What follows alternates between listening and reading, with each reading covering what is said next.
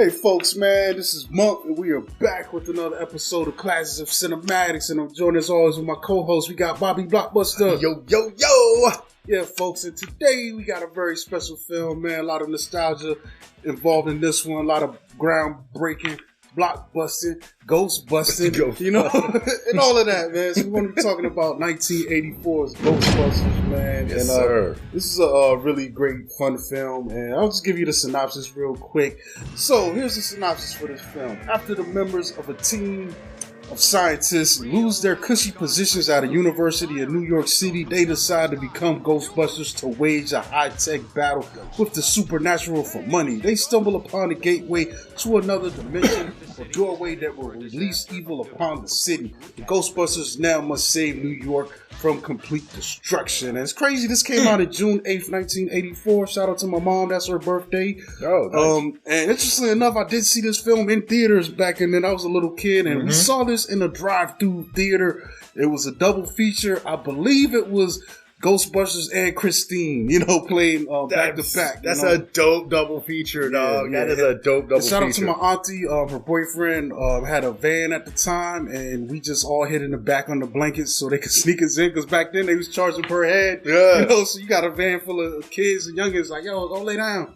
And we laid down, but then we got up in there. We hopped out on them like these ghosts. Yeah, that's what I'm talking about. I ain't opposed to sneaking in. You talking to someone who still, to this day, sneaks Popeyes into the movie theaters. I'm saying? It is what it is. But you know, I like what you give us with the synopsis, and because when you think about it, this is the finalized story. This is what we get on screen, and it's great. Comes out the gate hot, and that's what we know and love when it comes to this film. But when I was looking into this, originally, the original concept and story was written by Dan Aykroyd, and it was completely different. What it was that the Ghostbusters were actually, it took place in the future, and there was multiple groups of Ghostbusters, and they almost were like time travelers. Like they would go into this, like, it's not like a multiverse kind of situation, and you know, depending on what spot check of time, whether it's in the far future, in the distant past, you know what I'm saying, they would show up and then fight the ghosts that way. And they almost like, their appearance, they looked almost like SWAT team members. Whoa. You know what I'm saying? The characters were different. The weapons were different. Everything was different. And, you know, the director, Ivan Reitman, he was like, man, this is a cool concept. But in 84, this is going to cost us about $300 million to make. So we're going to have to shave off some of this fat here. And he was the one who came up with the idea to have it focus on one group of Ghostbusters, almost serving the purpose of like firefighters coming out of, you know, a fire station kind of headquarters situation. And then that's when they decided to bring in Harold Ramis, who also played Egon, to help co-write the new version, upgraded version of the story with Dan Aykroyd, and that's what we get out of this finalized story that was presented. They're almost like a public utility. But it's funny because they're starting off on the private sector, and I think they stay private throughout the series, because it's like you would think the city would throw funding into them, but most people aren't taking it serious. Especially, I love their commercials in the beginning.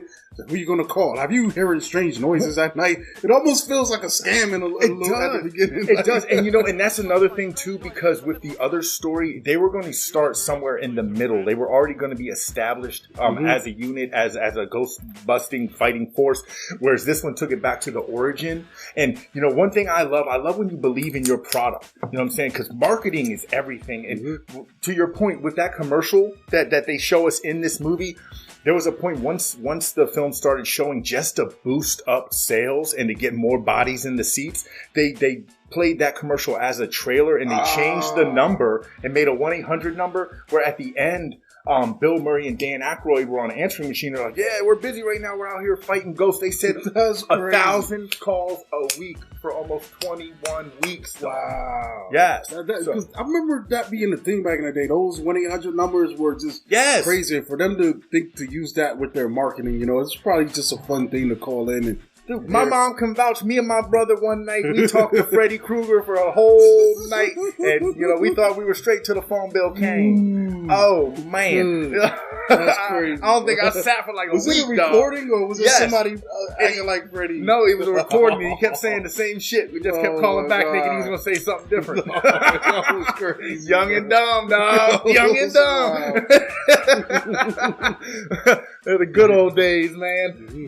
But yeah, you know, and the thing with this story is what really makes it hit home is the banter, the dialogue amongst these characters. That's what really, really drives this movie through. And, you know, that is due to this great cast and these characters, man. I mean, starting with Bill Murray. I mean, I applaud Harold Ramis and Dan Aykroyd because it is a three-headed monster. This is a 3-lead film, but for them to, you know, have the wherewithal to kind of almost take a step back and let Bill Murray shine like the brightest star in this film, with his just odd humor and his just outlandish, you know, mannerisms and the crazy things that he says out his mouth. Because the wild thing about it, dog, it's like the director said that almost 90% of this film, it felt unscripted. They broke scripts so much. Almost all of the dialogue was improvised. Yeah. You know what I'm saying? And with all of these guys having, you know, their stand-up comedy routines and like working also on Saturday Night SNL. Live, so you're already improvising, you know, you get that experience. They're used to it. And you know, and the thing of it is too is that originally when Dan Aykroyd wrote the film, Peter Venkman's character was supposed to be played by John Belushi. But then his untimely passing halfway through, you know, writing of the film, you know, Bill Murray stepped up, you know what I'm saying? And I mean, and he did a great job as the lead, but you know, what is a leader without a supporting cast? You know what I'm saying? Yeah, I like what we get from Dan Aykroyd's character. He's really smart and intelligent, but he's also has this childlike innocence to him. You know, when dealing with the things.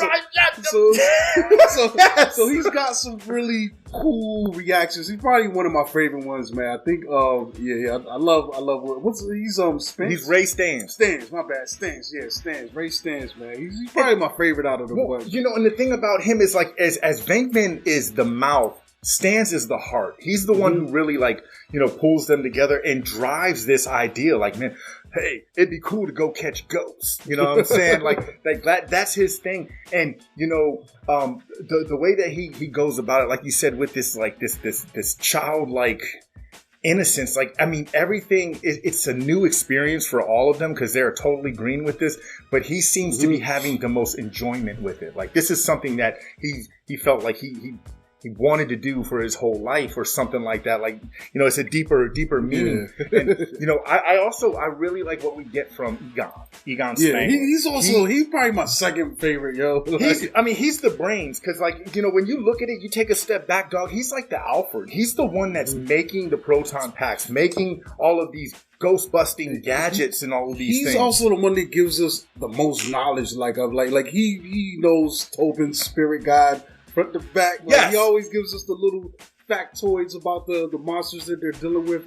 You know, like you said, his knowledge allows them to put together the equipment that they need to, you know, build to catch these ghosts, man. It's a fun. It's a really cool team dynamics. And it's really cool because he never smiles. He doesn't crack a smile once through this whole film. You know, that changes in the second film. He gives a little more personality, but I mean, he is all about business. Like, it's like he's so serious about what they're doing. And it's like, it's wild as a viewer watching this, like, because this film is anything but serious. You know, I mean, it is the perfect blend of horror and comedy. And, you know, why I think, you know, again, why it was so successful, because it appeased to all audiences where, you know, it was scary enough to be entertaining to the masses, but to the young ones, it's like, it's cool watching these eccentric scientists run around with backpack weapons fighting ghosts. Yeah. And then for the adults, I mean, there's so much adult humor in this, you know what I mean? That just really makes it, you know, accommodating to everyone, which, you know, yet again, for a film like this to work, it has to be that way. And, you know, another great thing that they did was bringing in Ernie Hudson as Winston, because he is the one in the crew that was like grounded. He was your natural reaction guy. Yeah, he's your everyday kind of regular man, you know? Yeah. But it's just, I think Eddie Murphy was supposed to get this role, but Eddie was just too hot. And I think Eddie probably also wanted a bigger role because I think Winston's character was kind of scaled back a little bit, by the time this actually came to fruition. From what I read, you're absolutely right. The role was written for Eddie Murphy, and he was on board, and his character was going to be introduced way earlier on. He was going to be part of the team before they went to the hotel, and he was actually the one who was supposed to get slimed by Slimer.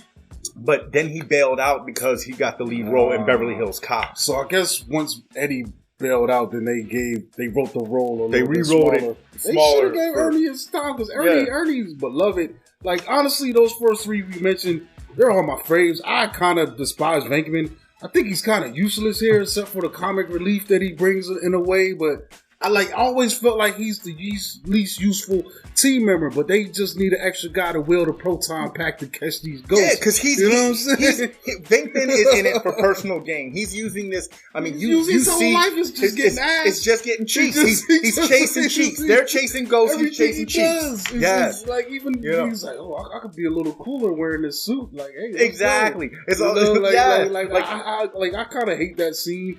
And I see why it's in there, but also I feel like it goes on too long when he goes back to Dana's apartment. Oh, when she's all possessed. Yeah, he was like, yeah, I'll go to her apartment and check her out. It's like, oh no, I'll go check out her apartment. And I'm like, and then he's the ultimate skeptic. He don't even believe in this. He's just he's here to get a check because as I explained in the thing, they lost their university jobs, so they're all, they need money, so he's joining on this to stay afloat and pay his bills, but he's just despicable, bro. And that was very cool how they give us in the first 5 minutes just enough time with all three of them to kind of get a feel of what kind of scientists they are, what kind of people, what kind of humans they are. And with him, he's doing the psychic reading cards, and it's a young man and a young woman. He's shocking the dude. The dude's guessing them right, and he's shocking him. And then the girl's guessing them wrong, and his main thing is like, I want to work on this subject a little later after this dude leaves. What if that dude was really a psychic?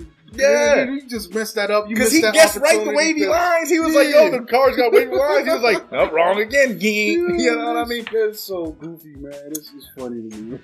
But and then as the film just grows and they get better at what they're doing. That's the thing, and then that's where I feel like Janine comes into play because at first Janine, she's just she's just trying to get ahead, get by like everybody else, get paid in the process. But as they really start making a name for themselves and the business starts to boom, she's the only secretary they got. She double fisting phone calls and taking all the messages and doing everything. She hires Winston. I mean, she is the glue that keeps them together because you see just the way that the team moves. They are unstructured. You know what I mean? And I kind of wish she got more screen time in this, but I feel like later on in the second movie, she gets a little more, and definitely in the real Ghostbusters cartoon series, which I love. She gets a lot of. They actually had a cool episode in that series where the whole episode was about her and this crazy entity that from the spirit guide that she was dealing with. It was kind of cool, man. Well, that's how you know when you got a successful franchise on your hand. Not only when you get a movie that what was the budget on this thing? Let me see.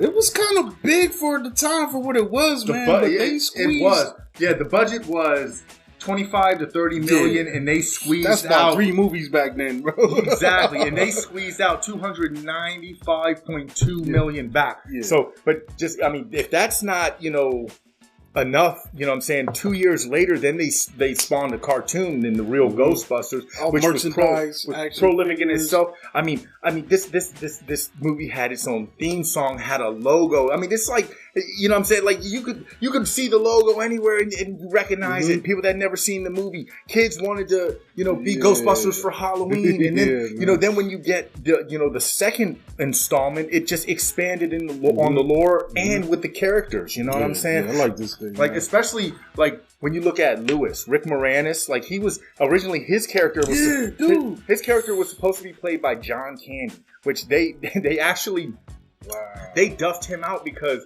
for some reason, John Candy wanted Lewis to have, like, a German accent and also have 2, like German Shepherd dogs or something. And they were like, because then you look at the that maybe probably would have explained. Maybe that was an early version of the script that he saw. But that probably would have explained the Hellhounds a little bit more if they were his real German Shepherds and then turned into, But see, then Ivan Reitman was like, man, we already got like a dog concept in here, and like that was kind of like a deal breaker for John Candy. He was like, well, if I can't speak with this accent with these dogs, and I want out, and so I don't know where Candy was in '84, but maybe like he was. I mean, I think he was Uncle Bucking at that point. Yeah, he was. He was doing. Buck came late. Maybe I could be wrong. That was like 80. That might have been 86. I mean, but shit, that's he was 89. So maybe he didn't have the pull that because that's like this 5-year difference, man. That makes a lot back then because he was making movies out. Maybe he wasn't the that guy yet. You know what I'm saying? But they all. What was that? There was another. It was SNL, and then there was another skit comedy show where Rick Moranis, John Candy, Ramos. That's where they all kind of like got their legs underneath them. I can't remember the name of it, but it was like the competitor to SNL. But yeah, man, you know, and with all that going on, I mean, these characters, they just really enhance this story and just make it that much more fun as we're watching our Ghostbusters fight these ghosts and then the craziness that's going on around it. And then, you know, dude, speaking of the ghosts, man, like, I love the special effects. Yeah, that's where this thing really stands out. And that's why the budget was what it was. Yes. I don't know if ILM was a thing at that time just yet, where they were doing a bunch of widespread work. Maybe they were, because I wonder who did the effects on this thing. You know, I know it's the same group that did the effects on Fright Night. I can't remember the name of them though. Oh, what was it? Yeah, Creature Effects was Edlin. Boss Film Studios. I think that's what it's credited here. But and it's got Richard Edlin. Richard Edlin and Steve Johnson. And you know, and the thing of it is like the special effects were simple, but they were effective. And like they give it to us right out the gate. Like as simple as it was, the first librarian scene is amazing to me. Like, I mean, I like it, man. You got the books floating, and then like the drawers open and spitting out the cards, and then you get the librarian, like little hidden wire work. Yeah, and then you know it's funny because they said that when the librarian transforms, they did have a more vicious, more ferocious looking ghost. Yeah, man, that joint scared the hell out of me that was the only scary part I remember. And when I saw it it was one of them things, and I'm like, what the fuck? Yeah, and then rewatching it at that age on HBO, I would always cover my eyes, but then later I would peek, and I was like, it's not that bad. It's not that bad. It got me when I was real little. They had a more scary looking ghost, but they decided to reject that one. But that one then reemerged a year later in Fright Night. That was the face of Amy when she transformed into, you know what's wild though? The vampire. This thing is a PG, but I feel like if this was released as it is this day, it would probably be a PG-13. All day. It's right on the edge, even though it is goofy, funny. But some of the adult humor in here that was a little bit more, things that were more acceptable back then will probably get a little bit more scrutiny, you know. Well, and you can see the difference. You can see the difference between the first one and the second one. Mainly in this one, all of them smoking cigarettes. In the second one, none of them smoking cigarettes. They said that was a main thing. Plus, the adult humor was toned down. But yeah, man, you know, back to the effects, dog. You know. What I really like what we got from Slimer. You know what I'm saying? Slimer was really cool. And it was wild because originally, like, he was supposed to be designed. Dan Aykroyd called him the ghost of John Belushi. He wanted a gluttonous ghost. He said, like, with the eating habits, he wanted it to make people think of John Belushi and Animal House and stuff. And yet again, the importance of expanding, you know, on your product. This ghost did not have a name. They called it on set the Onion Head Ghost because it stunk so bad. You know what I'm saying? With the material they were using, it was actually 1996's Real Ghostbusters that deemed him the name Slimer and also made him the Ghostbusters mascot. Yeah, and it also gave us one of the greatest drinks ever, an Ecto Cooler. What? What? You see the man? They'll break the internet when that stuff comes out. He gets spot checks every now and again. Bro, man. I remember the Ecto Cooler. Yes, that was the longest lasting IC ever, dog. Like sipping fine wine at yes, lunch, it bro. was. What? Yes. Yes, you felt like royalty, dog. Yes. Yeah, he was a cool character, man. I'd imagine they used some kind of like he was definitely an animated puppet, and people were working. But then to superimpose it over images in the film and having the actors interact with it, and that green glow just made him cool, the green hue. And then at the same time we're getting Slimer. This is where we get the effects from the inventions. We see the proton packs in use. Like one of my favorite parts is when they jump out the elevator, and Bill Murray, he's all casual. The other two, they got they proton packs out, and the maid lady, cleaning service lady, is like pushing the thing down the hall. They just let loose, and she's like, "What the hell are y'all doing?" You know what I imagine? Because all those particle shots and bolts, they're drawn on top of the footage later. So imagine all these guys just running around like, yeah, I know, right? Just shaking, acting like like just yeah. Like, and then we see the trap in action. Man. I mean, and this is like. I mean, it's just so cool to see visually, especially, I mean, it worked for me my first watches when when I first saw it as a youngin'. It still works for me now. Yeah. You know what I mean? And that's one of my scenes too, because you think the trap, then they gotta have a containment unit to empty it too. So that leads to one of the dopest scenes later when the containment unit is overloaded and all the ghosts escape out of there. Oh yeah, and what's it? Pecker? Yeah, Mr. Dickless. He tells them to shut the thing down, the power grid. I love that part because all the ghosts are in the streets of NY just going crazy. That one guy, he gets in the cab. And he's like, "Yeah, take me uptown," and then the joint turns around looking all crazy. Like, yo, doesn't he look like my man from American Werewolf in London? Yes, it's cool, man. It just builds onto this world that they've established, and the dynamics and all the glowing lights and everything. I mean, it really, it does. And then ultimately we get Stay Puft, which is like the nicest version of Godzilla ever. I mean, he's just so happy. And it's funny because they said when they were making the costume designs, they wanted something that was a mix between the Michelin Man and the Pillsbury Doughboy. And I mean, they nailed it. Talk about hitting a home run out the park. I mean, because he's just so so cheery, but when you hear those foot stomps and you just kind of see him towering over these already tall buildings, just ready to create, cause carnage and create just mass destruction as just this happy thing. And then it's funny because you hear Stans telling this story. He's like, "No, man, I thought it was the nicest thing ever. We used to roast Stay Puft marshmallows at camp with Wakanda or whatever." And like, I mean, he can't be bad. And the crazy thing is, yet again, where a lot of this money went to, there was 18 different Stay Puft Marshmallow Man suits that were worn, that were made. 17 were worn by the stuntman. Each suit costed 25 to 30 grand. What? And 17 of them they burnt up just for the effects. That's what I'm saying. I was like, dog, because you've also got these miniature sets. It's almost like making a Godzilla movie. Yes. Where this Stay Puft is running around, and I was watching the confrontation they got with Zool later, and that thing was built. It was a stage, even though it's not the whole city skyline. Their part that they're standing on was built, but then they did the thing where they, superimpose the image behind them. But it's like a lot of that is going on, and a lot of real things that had to be built. Especially for those final sequences, man. This thing was a really expensive gamble. This thing would have tanked, bro, But you know what? Hey man, you can't win if you don't shake the dice. I mean, and they did it. And the crazy thing is, I mean, as you go through and you really look at all the stuff, all of the actors and actresses that could have played a part in this that decided not to, and then what we get from the final product and it's still being so successful. I mean, talk about hindsight being 2020. Just think of everyone who was like, "Nah, I think this movie's gonna flop." You know what I'm saying? Yeah. This could have made careers for some individuals, and it made careers for some. And also I think that it really it set itself as a cornerstone for one of the New York movies. You know what I'm saying? You're this New Yorkers. Feels like New York. It's New York. It's on location.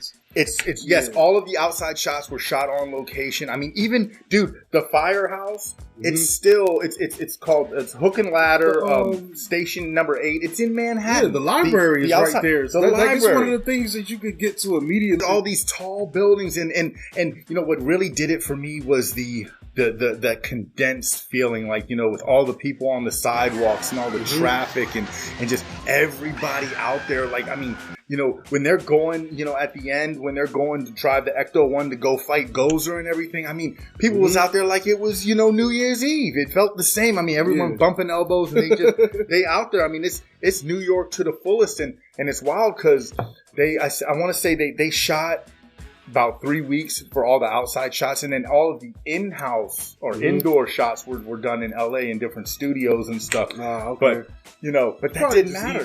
It's easier that way. Because New York probably doesn't really have those kind of facilities. I think now it's a little different. There's a lot of spots, you know, outside of New York, just outside, like Connecticut and Jersey, where some of these productions are taking place.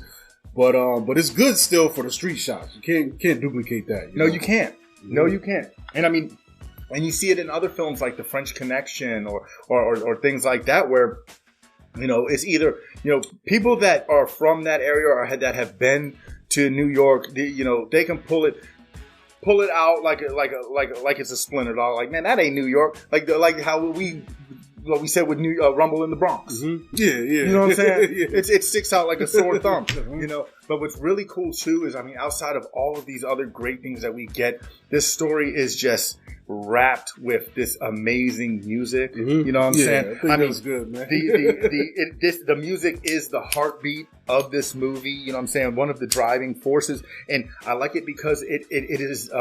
It's like it's a double-edged sword where you get the score that's always played during anything like paranormal. Like, you get these cool, creepy little scores. And that was actually done by Elmer Bernstein, who did other works with Ivan Reitman and everything. So, you know, he was spot on with that. But then to infuse the soundtrack songs. Yeah. You know what I'm saying? Like that part you were talking about when they shut down the power grid, and then that magic song, magic, and all the ghosts is coming. That was Mike Mick Smiley. One of my favorite personal songs was the Saving the Day song. That's when they're driving the Ecto-1. Man, I jogged to that joint in the mornings, dog. That shit, I'm like, yeah, it made me feel like a superhero. You know what I mean? And like I said, you know you're doing right when you get a theme song out of it. I mean, this is one of the only movies that I've seen that started off with an intro theme song like it was a TV show. You know what I'm saying? And that's due to Ray Parker Jr. But that song goes, dude. It does. Bustin' makes me feel good. He said it. I can't make this shit up. This is wild, man. But that song was a bop. That thing actually charted, bro. They just Dude, played like that's the thing. So that's crazy because number 4 on the pop chart. So you got this song everywhere, infectious. That's also driving up interest. It's marketing. It's also it's rare. It's marketing. Yes. Yeah, it's rare that you can get a song from a current film to hit the charts these days. Exactly. From a movie-based theme song. And it said that it hit number 1 on the Billboard charts for 3 weeks, 21 weeks on the charts altogether. But you know what? Biggie said it best, man. More money, more problems, dog. Because what happened after the success of this song, Huey Lewis and what was it? Huey Lewis and the Suits or something. I don't know. Huey Lewis in the news. In the news. There you go. They had a song called "This Is a New Drug" or "I Want a New Drug," and he pretty much sued Ray Parker Jr., saying that Ray Parker Jr. used certain parts of his "I Want a New Drug" song, like the where, I mean, if you listen to it, you can see similarities, but as you dive into like musician, like code of conduct and stuff, if you change pitch, you use different instruments, elongate certain things, shorten certain things, then it shouldn't be an issue. But Huey Lewis sued Ray Parker, and then the irony of it all is then shortly after that, Ray Parker ends up suing Huey Lewis because Huey Lewis broke the confidentiality clause. So he went and told people that dude stole his song. So they were suing each other back and forth. Oh my God. And then, I mean, if that's not enough, if there wasn't enough suing going on, Harvey Cartoons, the creator of Casper the Friendly Ghost, also tried to sue the producers of Ghostbusters because they tried to say that the Ghost logo looked too much like one of their characters, Fatso. and Casper. And I was like, there's a lot. But it's like ambulance chasing in a little bit. Yes. You know, it's like we see opportunity. But you know what the great thing about that is they quoted that the judge said to them. Now, of course, they didn't win the lawsuit. The judge quoted, "There's only so many ways you can draw a ghost." Yeah. So I mean, funny. Come on. That's wild. I remember also they had that.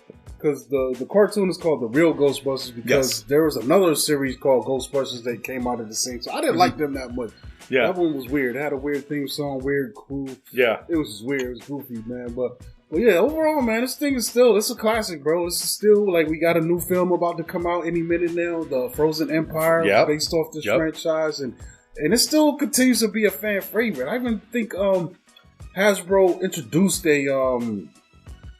a ghost trap they're putting out on their HasLab thing. Basically, the HasLab is a crowdfunding thing. So if they get enough orders, they actually make that device. That thing, they hit their orders within that first week of that thing going online, and so you get actually working, functioning. It don't really catch ghosts, but it has all the mechanics. How do you know until you try? No, it's based, but it's really based off the film version of that. So and the thing is. Replica, and they've been killing it with merchandise. And last year they dropped the proton packs. Yeah, you know what I'm saying. I mean, that's what I'm saying. This thing has such a high market value and such a large fan base. Like, they'll never go away. Yeah. Overall, man, this is good, man. I like this classic film, man. So I think we could wrap this up, man. And yeah, man. I wish you know what? I think the new thing will be coming out soon, so we're definitely going to see that. So you could March 22nd. You could watch the review of that from the Canopy Film Show. But I think we're going to wrap this up, man. It's been another Classics of Cinematics. Go rewatch the Ghostbusters, man. I think we'll still have a good time taking this thing in. And catch us on Classics of Cinematics on Instagram at Classics of Cinematics, and also subscribe to the channel. Like us, turn on notifications. Yo, I think my bear's kicking in. Let's redo this. Hold up. I think that's going to be it for us, folks, man. Make sure you like and subscribe to the channel. Check out the merch below. Catch us on Instagram at Classics of Cinematics. And you catch me, Monk, at